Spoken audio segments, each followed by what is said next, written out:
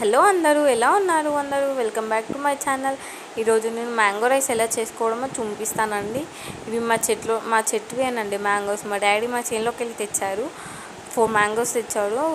నేను గీక్తున్నాను. ఇంకా 4 తెచ్చాడు కానీ మా అన్నయ్య తీసుకెళ్ళానండి. ఈ 4 మ్యాంగోస్ని చాలా ఇట్లా మంచిగా తురుము చేసుకోవాలండి. తురుముకున్నాక మ్యాంగో తురుముని మనం స్టోర్ చేసుకోవచ్చు అండి, ఎన్ని మంత్స్ అయినా. మా మమ్మీ అలానే చేస్తుంది ప్రతి ఇయర్. మ్యాంగో తురుము అంతా గీకినాక కొంచెం సాల్ట్ వేసి కలిపి ఫ్రిడ్జ్లో పెట్టుకోవచ్చు అండి. ఒక 6-7 మంత్స్ ఆగుతుంది. మేమైతే సమ్మర్ మొత్తం ఇదే తింటామండి. నాకు చాలా ఇష్టం. మా మమ్మీ ప్రతిరోజు చేస్తుంది. చేయమంటే ఇట్లా ఉప్పు కలుపుకొని పెట్టుకుంటే స్టోర్ అయిపోతుంది.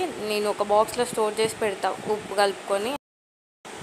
ఓకే అండి, ఇందులో మీకు ఎంత పడుతుందో అంత వేసుకోండి. మేమైతే 3 టేబుల్ స్పూన్స్లో వేస్తున్నామండి సాల్ట్ వేసి మంచిగా మిక్స్ చేసుకోండి. పసుపు కూడా వేస్తారండి కొంతమంది, కాకపోతే మేము వేసుకోమండి పసుపు. నాకు నచ్చదు ఎక్కువ కలర్ ఉంటే. మంచిగా మిక్స్ చేసుకుని ఒక బాక్స్లో స్టోర్ చేసుకోవాలండి. ఆ బాక్స్లో వాటర్ కానీ ఏమి ఉండకుండా చూసుకోండి. వాటర్ ఏమున్నా కూడా ఇట్లా ఖరాబ్ అయిపోతుంది బూజు బట్టి.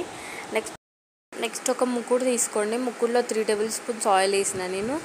నాకు పల్లీలు అంటే అస్సలకి ఇష్టం ఉండదండి. మా మమ్మీ వాళ్ళ కోసం పల్లీలు వేసుకొని మీకు నచ్చిన పప్పు అవన్నీ వేసుకొని ఎండుమిరపకాయలు వేసుకోండి. అల్లం వెల్లుల్లి పేస్ట్ బదులు మేము అల్లం వెల్లుల్లి పేస్ట్ లేదని వెల్లిపాయలు వేస్తున్నామండి. వెల్లిపాయ దంచి వేసినామండి. కరివేపాకు వేసుకున్నాం. అన్నీ వేసుకున్నాక మంచిగా మిక్స్ చేయండి. అవి మంచిగా గొలినాక పసుపు వేయండి. పసుపు వేసి మిక్స్ చేయండి. మా మమ్మీ ఇందాక వెళ్ళిపోయి దంచంగా దాంట్లో మిరియాలు కూడా వేసిందండి టేస్ట్ కోసం అని. అలానే మనం ఇందాక గీకి పెట్టుకున్న గుజ్జేసి మంచిగా కలపండి. మంచిగా ఫ్రై అయినాక స్టవ్ ఆఫ్ చేయండి.